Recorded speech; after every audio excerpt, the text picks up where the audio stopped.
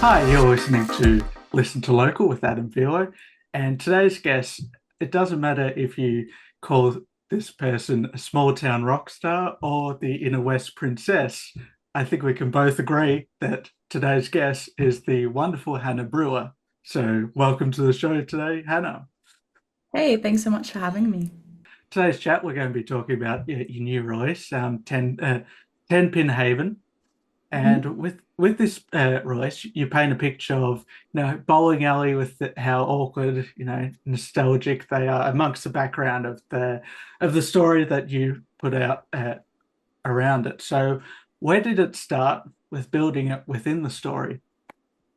Yeah, well, I was at a house party and we were just kind of talking.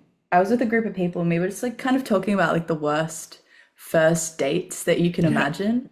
Like just like the most awkward and like this is a bit strange. Like you don't know this person that well. And I was like bowling and then one of my friends was like he was like, no, it's awesome. He's like, it's my go-to. And I was like, that is such a strange thing to like be like, this is my go-to. And I just thought that's like hilarious. But yeah, he was like, I don't know. He was like, it's my go-to. And then he was like, because the awkwardness kind of breaks a barrier. And I was like, you know what? Actually fair. But from there, I just found it, I don't know, in my mind, I was like, that would be so funny. The idea that you like someone so much that you're willing to do something as awkward as like bowling, or just the idea that if you like someone a lot, it doesn't really matter what you do because it's not Yeah. really going to change your mind, which I think is Yeah. sweet. And that's kind of I guess, the intent behind the song. I guess there's one way to break the ice is just start off at the deep end and then Yeah. sort of wind it back there because like if you can't get through competitive nature of bowling. Sink or swim. Yeah. But yeah, of course, the overall story though is about the communication breakdown and tensions surrounding that. Sent, yeah, of course, around the images of that typical date location. What's the hardest part about processing the emotions around the story? Well, it's like written about a situation that I was in. It just that was really great. And if you do like someone so much, it can be really scary sometimes. And I think it was kind of like the fear surrounding my feelings and struggling to kind of communicate that with Mm, the other party as well. I know they was similar and just kind of, I don't know, letting stuff get away from you and kind of the idea that if you leave fruit for too long, like it starts to rot, like if yeah. you don't really kind of tackle feelings or vulnerability head on. And that's kind of what Mm, the song's. yeah. And you do explore that kind of vulnerability a lot in your music, which is kind of a trademark of your work, of course. Thank Yeah. you. I try. And yeah, yeah, a flying interstate excuse is one of the lines, and it's strongly tied to the visual nature of the music video, which is themed around, handheld footage of aeroplanes. Why are planes a visual that appears often in your work? Um, I wish they appeared more often. I actually think like Yeah, cool. yeah, Um, Actually, also the idea was Claire Giffray who filmed the video yeah, to have it in, and she also knows that like I kind of really like plane watching sometimes. yeah, Like it kind of is a joke, but I think there's something really romantic about watching planes. Like I'm not really into the engineering or anything. yeah, I just think it's beautiful. Like I would go sometimes when I was having a crash out with my friends, we'd sit in like a car park, listen to music and watch the planes, and it's just really I don't know, I think it's really beautiful and romantic to see all of these mm, people like on this small little aircraft and they could be going anywhere or they could be coming from anywhere. And I just think yeah. it's really cool. Yeah, I mean, obviously, travel represents like you're typically going to meet someone or, yeah, someone that you're closely connected to, unless it's a business trip, but that's a secondary, less romantic kind of side. So I can see Yeah, maybe everyone on the plane is going to a business trip actually, and I need to reconfigure. yeah. But yeah, and it probably also helps because the obviously the identity of the inner west, so you've got the airport out that way as well. Yeah, yeah. I do live under the flight path, and so do most of my friends. So it Yeah. is a very interesting thing to Yeah. hear the plane. Yeah. Yeah. We live under. pretty much a flight path that for some reason it's only overnight though. Like you're asleep Oh, and you hear a plane just going overnight. Like, yeah, that's fine. It's a nice little way to go to sleep and all that. meditative. Yeah, yeah. But yeah, with Tenpin Haven, you've actually had it on your set on and off for a while now. I remember being at Starburst Festival last year, and that was one of the songs that you played. Do you use the reaction of the crowd to as a guide, for when you're releasing or tweaking songs that you want to put out there? 100%. I think I'm trying to do more live shows. Like I really love playing live. And as much as I love my sad, like yearnful songs, it comes to a point where it's not that fun to play live. Like it is, but I don't know. I think there needs to be a balance, and Tenpin is just really fun. Like it's a fun Mm, song, and it's so fun to play live. Same with Small Town Rockstar. Like yeah. just I don't know. Yeah, I think that feeling definitely dictates what I'm more likely to release, at least as a single as well. I think Mm, particularly. yeah. And I think it's also fascinating as a fan, to be able to see these songs, um, come from just a first troll. You're still on stage, reading the lyrics, just making sure that you get everything in your mind all the way to the finished products as it's released. I think that's such a fascinating prospect. Mm. Mm. But yeah, there's also so many versions of this song in particular, which when producing that, is a due diligence process to ensure you get the best result, or a case of just natural evolution as it goes along. I think it's what feels the most me, like Mm, just what feels yeah, the most natural and the most me. Like this song we actually made a lot of versions and I feel really bad. Like I was kind of I was like it wasn't quite right for a while. Like we made a version that kind of was giving like Aussie all boy band like surf rock vibe and I was like this is cool but it's not me. And no. I was like we need to rejig it and we did. Yeah. But yeah, it's some songs are easier than others, and I'm really glad that because I feel like sometimes when something doesn't come that easy, I'm likely to be like, well, I guess it's not right, but I'm glad we kind of pushed through with this one. Mm. Yeah. And you've seemingly got such a good team behind you that of creatives that you can see the direction that you're putting it in, of course. Yeah. Yeah, I'm really lucky to have worked with like my friends and I work with them on their stuff as Mm. well. So it's like we just know each other's tastes and I think we know each other really well. Like sometimes I am like, oh my God, we can read each other's minds. Like we do, like I'm like, how about and we say the same thing. So I don't know, it's really lucky. Yeah.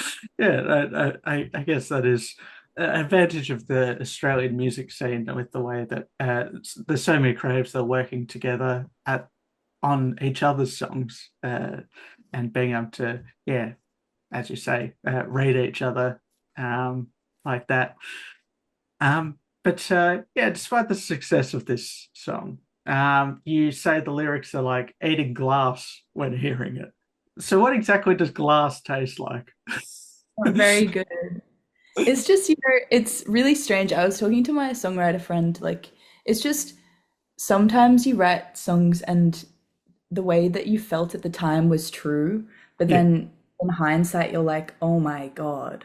You're like, it's just kind of embarrassing sometimes. Or, I mean, and that's fine. It's just kind of like it is like pouring salt in the wound a lot of the time because you have to like reprise probably like a really just difficult moment. And so Mm. that's what I mean in terms of like, it's not yeah, it's like listening to it just makes me kind of like sad sometimes if I listen too hard. But Yeah. you can kind of dance to it, so I can Yeah. get over it quickly. So that's Yeah. fine. But yeah. Yeah. If anything is danceable, it doesn't matter what the content is. You can just get through it. Yeah, crank in the club. It's Yeah, awesome. yeah. I have to ask though, obviously the lyrics do portray a amateur game of bowling. But what is your top score playing? I honestly, I don't even know. I know I'm not very good at it though. Like I'm actually Yeah. really bad at bowling. Yeah. I wish I could tell you, but I know that it would be high. Yeah. I don't think I've played it like I think the last time I played I probably had the bumpers down the side of the alleyway, which, that's quite a long time ago. But We definitely use the child, like the child thing where you it's yeah. like we Yeah, yeah. definitely use that ramp. I think, yeah, the bowling is fun. I think it's just a funny place, and as long as you're like, if you're with friends, it doesn't really matter what you're doing, Yeah. if you're with people you love, just Yeah. like true. Yeah. And yeah, so this is Tenpin Haven. But last Hmm. year you opened for Darcy Haven. Little segue Yes. there. What was the feedback from that tour? And who do you hope to tour with this year? Um, Darcy's fans and Darcy herself, they were so lovely, and it was so nice to play. I really love playing all ages crowds. Obviously it's like hard to do a lot of the time because like a Yeah. lot of venues aren't under 18, but they were also lovely. All of her fans are so sweet and so attentive. Like it's so like lovely to play to a crowd. You're playing new songs and they're just so engaged, and that was really awesome. So yeah, I had pretty good feedback, I would say, and I was playing solo. Yeah. So it was fun. It was great. I'd love to tour more with my band this Yeah. year. There are a Cool. lot of people, there are a lot of great artists coming. I mean, Lily Allen, Wolf Yeah. Alice, Audrey Hobart, like Yeah. so many great artists. Um, Yeah. yeah, Yeah. all of them. I want to play all the shows. All the shows. Yeah. Just a show every night. Just Yeah, 365 shows a year. maybe Perfect. not. Maybe not. Maybe Not not. that. Yeah, that's a fair point. Maybe a few breaks in between. But no, 326 there's so many people that are coming. You've got yeah, I mean you also got Macy Peters coming. You've got I mean later this year you got Harry Styles as well. Mhm. And yeah, obviously a lot of Australian artists touring around as well, like Mia Ray's touring. Uh, I'm assuming Greta Ray is going to be touring once she announces her new project and all that. So yeah, quite a lot to be excited for. Yeah, for sure. Yeah, and of course, I assume Hannah Brewer also will be touring. So Maybe. Hopefully. yeah. I find it interesting though that the note that you come from, a family of classically trained musicians and have gravitated more towards, pop from it. Do you find it, the early exposure to music, guaranteed the pathway that you are on today? Yeah, 100%. I mean, I grew up in a family of performers. Yeah, I mean, music teachers as well. Like my grandma played classical piano, my great grandma played classical piano, my mm, mom played classical piano. We would all when we went to my grandparents' house, we would all have to like perform for our grandparents. Like yeah, I'd play pieces on the piano and sing. My auntie would sing like opera. My brother yeah, would perform like speech and drama. Like my brother's an actor. yeah, Um, I think it was just, yeah, it couldn't really be helped that we just are always like trying to perform in a way. And yeah, classical piano really set, I guess, the foundation for my love of music. And so did my grandma. Like she was really instrumental in mm. teaching me, even though it's really hard at the time. Like no one wants to practice. Like that sucks. But I'm Yeah. grateful now because I guess once you do practice and you put in the work, just playing feels really instinctual, and that's really lovely feeling. But yeah, I guess I don't even know how I got into pop. I guess I was just like exposed to like it's like pop culture, like you're Yeah. exposed to it. And as I played more gigs and I got into live music, I also got into like more like rock stuff. So it is interesting just how, I don't know, your experiences shape what you love and what you Yeah. gravitate towards. Yeah, and there's obviously so many people that are like obviously you can dive so deep into different artists around the world as well and understands how their music works and incorporate and obviously in doing so you incorporate it yourself. So yeah, it makes sense. Um, the evolution of your songwriting. In amongst the experience though, you have learnt many different instruments. What's one you'd love to personally incorporate into your music, but haven't been able to do so so far? I was saying this, oh, like that I would love to, that I have played, that I would love to like put in my Yeah. songs. Play or one you'd like to learn, either or. Yeah. I played, well, so I learnt piano and Yeah. then I did trumpet Yeah. because I was playing the French horn and Yeah. I couldn't, but the French horn is really hard. Like the mouthpiece is so small that I couldn't really get a sound out. So we Yeah. got played trumpet first so I could build up to playing the French horn. Yeah. And then I Yeah. also like, but I was really bad. I'm honestly like, I was so bad at the French horn, but because no one plays it, like it's a pretty rare instrument, I just got into every orchestra Yeah. because they Yeah. just started holding it and they were like, you're in. But I don't know. I do love trumpet. I would love to have some trumpet in my songs because I think it's really beautiful. I also played the drums, but I was also really bad at drums. Like I, I would love to get better at drums, but it's I so did. hard. I did notice in your description as an artist, you specifically do reference the drums as one experience that did not go as well as the others. Yeah, I think maybe I should erase that from the internet memory. No, but it's interesting. And I also saw you put up on your story the other day. You're looking at the cabasa instrument as well, which is yeah, Yeah, percussion is awesome. Like I yeah, do wish I was good at it because it just makes songs so interesting, I think. Percussion underrated. yeah, yeah. Now, obviously, your name is Hannah Brewer. So, if you were to take your name in a more literal sense, what brew would represent your music you make? What brew? Like, well, there's beer, there's tea, Yeah, there's coffee. yeah, The music I make? Damn. I think anywhere between it would be like a tea, like yeah, it because sometimes there are soft moments like a chamomile tea or like a stout, like a yeah, beer like a stout because sometimes there are heavy moments and yeah, quiet yeah. moments. I don't know. I like that juxtaposition. Yeah, yeah. You can enjoy all of Hannah's brews with her music. Yeah. And where would those people be able to see the music and search for the work you do? Oh, those songs that I've released, well, I've Yeah, got Tenpin and like my whole catalog is on all of the streaming, all of the services. It's also on Bandcamp, and yeah, I've got my YouTube that you can yeah, look at as well. So it's all there. yeah, yeah. And I highly encourage you all to do that right now. But one thing I would like to ask, and this is something I've been asking a lot of artists at the end of the interview, what's one lyric from Tenpin Haven that you personally think is your favorite? Oh, 100% the bridge part, which I was gonna get rid of, but then I didn't because what is it? Don't ask, don't get, so I'll bury it like a cat clawing fish at the aquarium. Yeah, Probably my favorite line.